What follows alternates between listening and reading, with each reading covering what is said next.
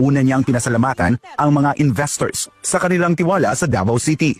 I'd like to thank our foreign and local investors outside of Davao City for your interest in Davao City as an investment destination. It is truly heartwarming for us to know that you trust Davao City with your investment and finances.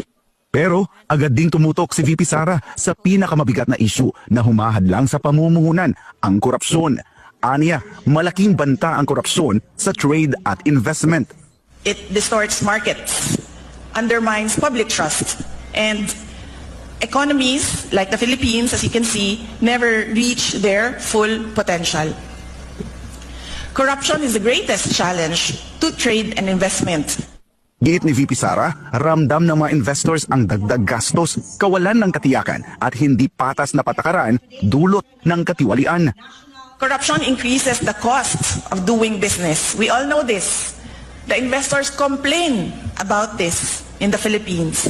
It deters responsible investors. It creates a climate of uncertainty where contracts are not honored and rules are not applied equally. For developing nations, the consequences are severe. And for the Philippines, opportunities are lost and progress is unheard of, unseen, and unfelt. Mabigat ang babala ng bise na aniya ay walang seryosong mamumuhunan ang maglalagak ng kapital kung ang mga desisyon ay ginagawa sa likod ng saradong pintuan at hindi sa boardroom. No serious investor will choose to commit capital where laws can be bent and where decisions are made not in boardrooms but behind closed doors. And to borrow the words in the Okada, Delaware case, carrying heavy luggage.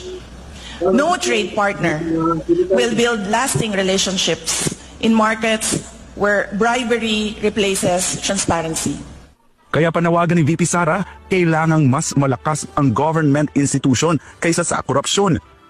We must build systems that reward merit, not manipulation. Systems where integrity is not the exception, but the standard. We, of course, all Filipinos are committed to this fight. We should reform laws, strengthen oversight, and ensure that public service is exactly that. A service to the people, not a pathway to the lifestyle of the rich and famous. For the children, the relatives, the wife, even the